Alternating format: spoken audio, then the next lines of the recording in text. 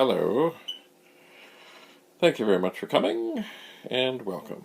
Today, I'm going to just show you how, if you were to come upon an Amiga 1000, such as this is what I have here today. I'm just getting ready to ship this. Now, I have checked it out many times in many other ways. It's just dandy, I'm sure. But, say you were at, I don't know, a flea market or a garage sale or something, and you saw an Amiga 1000. Or a thrift store, for that matter. And you're wondering, is it working? Well, that's a fine question. If you don't have a monitor and other things, but just say, for example, you had, say that a Kickstart and a Workbench disc came with it. So here I am, I'm in my thrift store, or at the garage sale, and I say, could I just plug this in? So when you turn it on, the LED will flash, and then there will be, no, I think it flashes 4 times. I should maybe, hang on, let me do that again.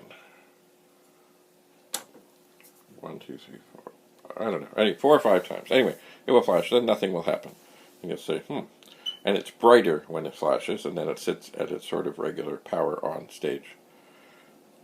But then things get going, and then the drive tries to read, as you just saw.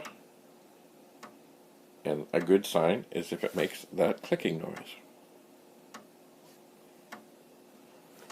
So if it's making that noise, it means it's woken up, it's gone through its internal checks and diagnostics, and it is looking for a disk. In this case, Kickstart.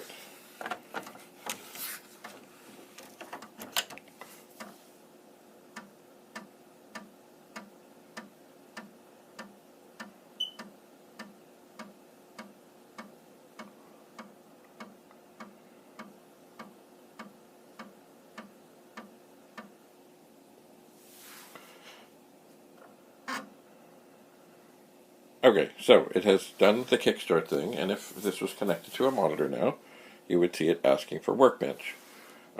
If you were connected to a monitor before, you would have seen it asking for Kickstart. So right now, it's looking for Workbench. Now, if you notice, or noticed during that, Kickstart is a very well, I don't know how to put this. The tracks and sectors are very much in sync with each other in terms of whatever is on the disk is very well efficiently stored there. So it's just click, click, click, click, click, boom, boom, boom, done, fine, done, finished. So anyway, right now, so we pop out Kickstart.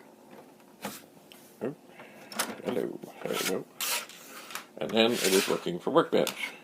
So when you put Workbench in, oh, by the way, one other thing about an Amiga, as best as you can, if the drive activity light is on, never pop out the disk. Bad things will happen. Anyway, just as a rule, don't do it. So, of course there are exceptions, but screw the exceptions. Anyway, so we take Workbench, we put it in. Now Workbench, it's not in yet, Workbench really gives the disk drive a workout. It does. Maybe that's why they call it Workbench. I don't know. But anyway, we put it in, and it will now light up the activity light, and then it goes on a tremendous journey here and there and everywhere, and it's very loud to get everything loaded up and ready to go. So as I was saying, if you were in a strange place, a garage sale, a thrift store, or anything, and you don't know what else to do, assuming you have a Kickstart and a Workbench disk, this is a really good sign. If it asks for the disk, and Kickstart is very click, click, click, click, click, then Workbench is very noisy. I suppose if you don't have any disks with you, and you can just find a power cord, plug it in, and look at the LED on the other side of the machine by the Amiga logo, and it does flash 4 or 5 times very quickly when the machine is first turned on, and then goes to a state of a not so bright LED on, but it's just on. there are a number of things that it will do if there are troubles. But mind you, if you're at a garage sale and someone has an Amiga 1000 and they don't really know what it is, and they don't know if it works, and they're not asking very much, I mean, how bad can it be if you get it? How bad? Anyway, once Workbench has done its thing, and you take it out, right now, we would see on the screen the desktop, and once the disk is taken out, you can then hear